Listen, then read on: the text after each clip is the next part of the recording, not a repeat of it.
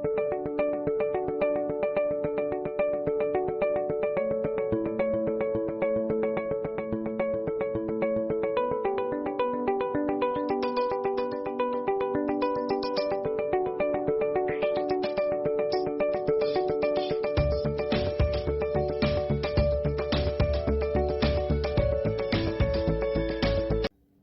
Friends, ഇന്ന് ഞാനിവിടെ കാണിക്കാൻ പോകുന്നത് ബട്ടർ പനീർ മസാലയാണ്.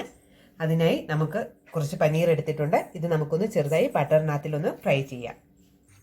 ഒരു പാത്രത്തിൽ അല്പം ബട്ടർ ഇട്ടിട്ട് അതിലേക്ക് നമുക്കിതൊന്ന് ഫ്രൈ ചെയ്തെടുക്കാം.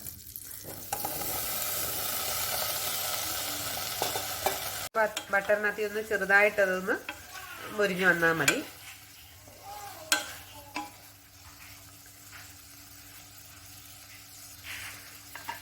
ഗോൾഡൻ കളർ ആകുന്നവരെ നമുക്കിതൊന്ന് ചെയ്തെടുക്കാം.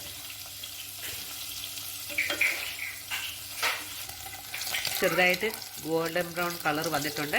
നമുക്കിനി ഇതിൽ നിന്ന് മാറ്റാം. ആ പാനിലേക്ക് തന്നെ നമുക്ക് 2 സവാള അരിഞ്ഞതും വെളുത്തുള്ളിയും കൂടെ ചേർത്ത് കൊടുക്കാം.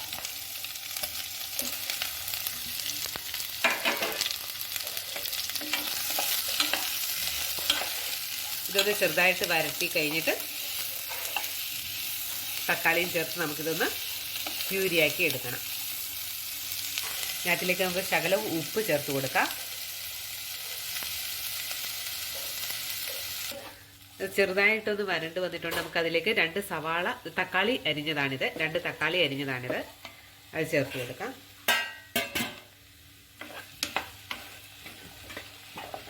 ഇതൊന്ന് വരണ്ട് വരണം. സ്വല്പം എണ്ണയും കൂടെ ചേർത്ത് വെക്കാം. ഒന്നുകിൽ ബട്ടറോ അല്ലെങ്കിൽ എണ്ണയായാലും മതി. ഇതിലേക്കൊരു 10 കാഷ്നട്ട് നമുക്ക് ഇട്ട് കൊടുക്കാം. ഇത് വരണ്ടിട്ടുണ്ട്. നമുക്കിനി ഇത് നിർത്തിയിടാം. ഇതാറുമ്പോൾ നമുക്കിത് ഇനി മിക്സിയിലിട്ട് ഒന്ന് അരച്ച് പ്യൂരിയാക്കി എടുക്കാം. ഇത് നല്ലപോലെ ആറിയിട്ടുണ്ട്. ഇനി നമുക്ക് ഇത് ഒന്ന് പേസ്റ്റാക്കി എടുക്കാം.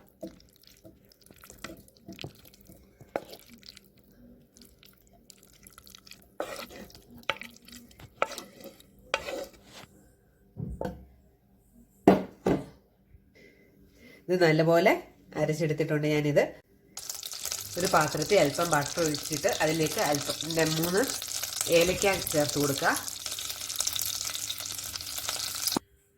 ഇതിലേക്ക് 1 സ്പൂൺ മുളക് പൊടി ചേർത്ത് കൊടുക്കാം. തീ സിമ്മിലിട്ടിട്ട് വേണം ചെയ്യാൻ.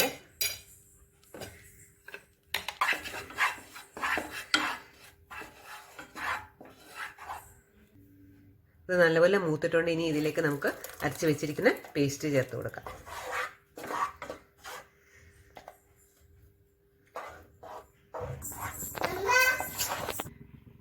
ഇനി ഇതിൻ്റെ പച്ചമണം മാറുന്നവരെ നമുക്കിതൊന്ന് വഴട്ടിയെടുക്കണം. ഇതിലേക്ക് ഞാൻ 2 പച്ചമുളക് അരിഞ്ഞിടുകയാണ്. വേണ്ടവർ മാത്രം ചേർത്താൽ മതി.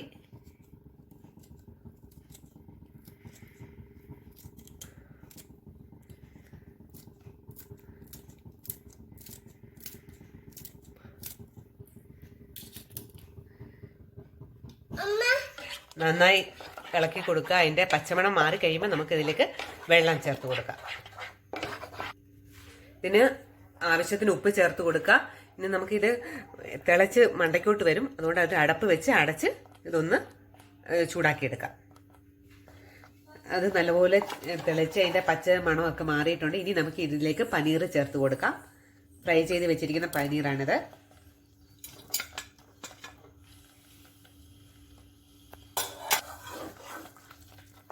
ഇനി ഇതിലേക്ക് നമുക്ക് അല്പം വെള്ളം ചേർത്ത് കൊടുക്കാം.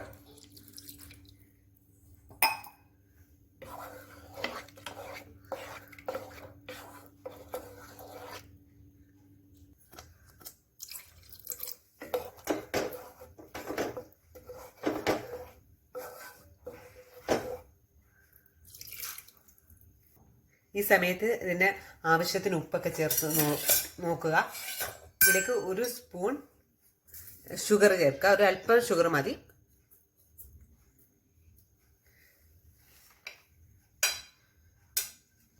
ഇനി ഇത് 5 മിനിറ്റ് ഒന്ന് അടച്ചു വെച്ച് വേവിക്കാം.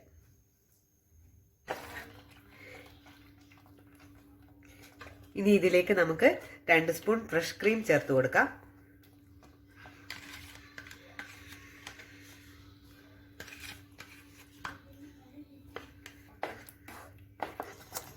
ഇതിലേക്ക് അല്പം മല്ലിയില ഇട്ട് കൊടുക്കാം.